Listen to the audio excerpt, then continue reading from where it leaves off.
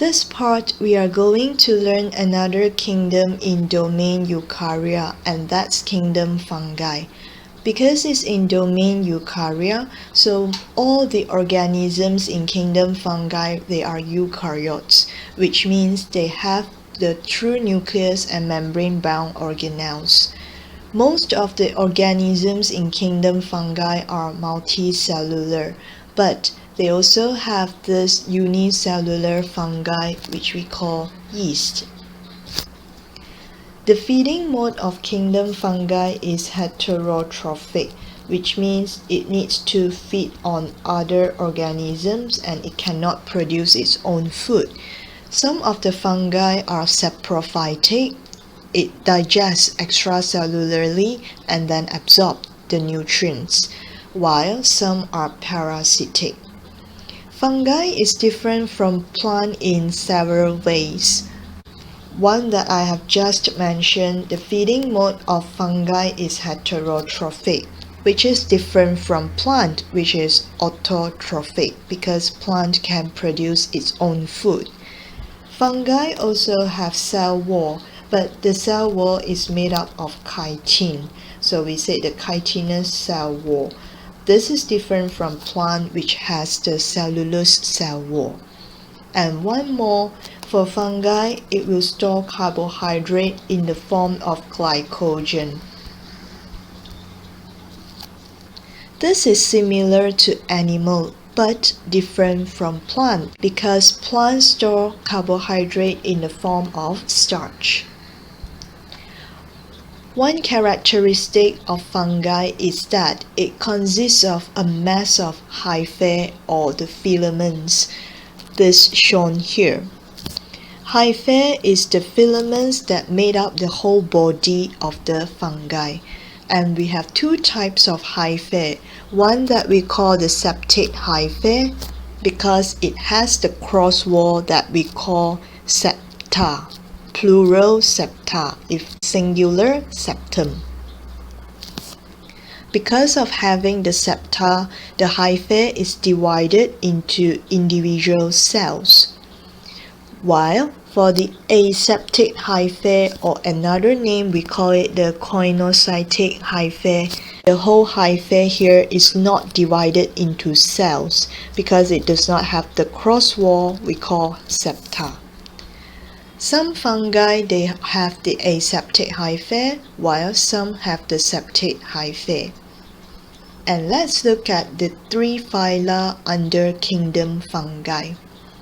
The three phyla of kingdom fungi that you need to learn, the first one we have Zygomycota. And then example, we have the bread mold, Rhizopus species. Another phylum, we have Basidiomycota, which we say the club fungi, because the fungi is club shaped. And one more is Ascomycota. This is what we call the sac fungi, because it looks like a sac, which I will show you the picture later.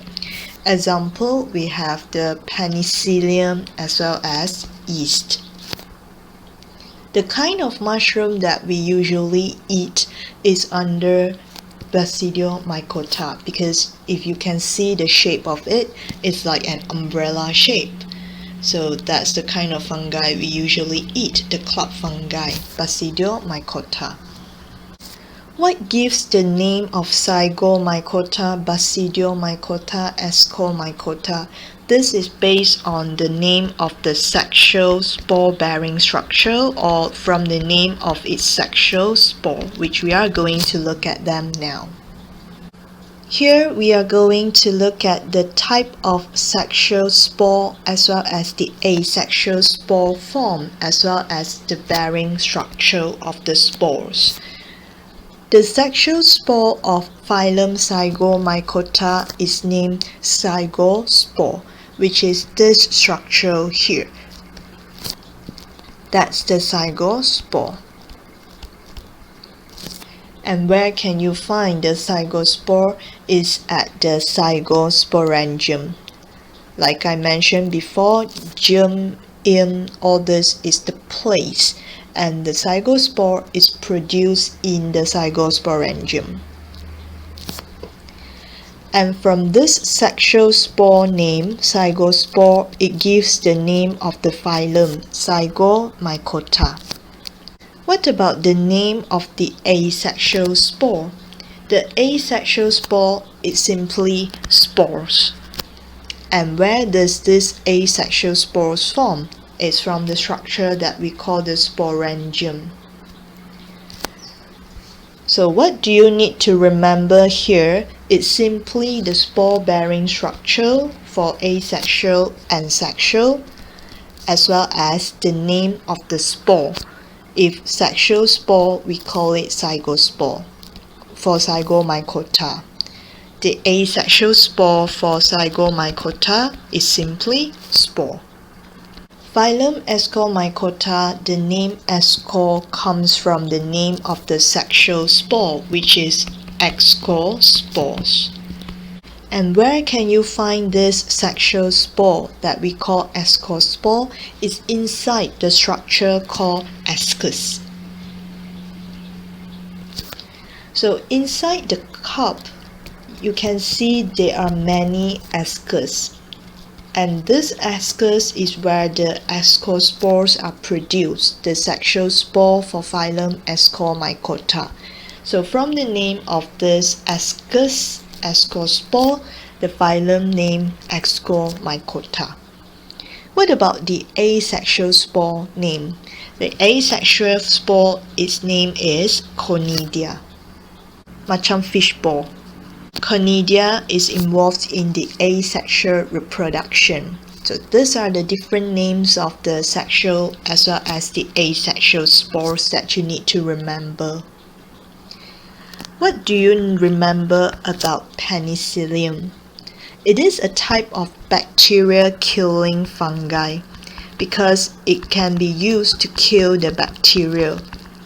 So we use penicillium fungi to make the antibiotic penicillin. The last phylum of kingdom fungi that we are going to learn is phylum Basidiomycota. Again, same like what you learned just now, Basidio comes from the name of the sexual spore-bearing structure, which is Basidia, the plural Basidia, singular Basidium. And this spore-bearing structure will produce the sexual spore that we call Basidiospore. And this gives the name of the phylum Basidiomycota. All originated from the sexual spore-bearing structure. In the basidium, it produces the sexual spore Basidiospore. What about the asexual spore in Basidiomycota then? Asexual spore is not common in this phylum, so we simply don't learn the asexual spore for phylum Basidiomycota.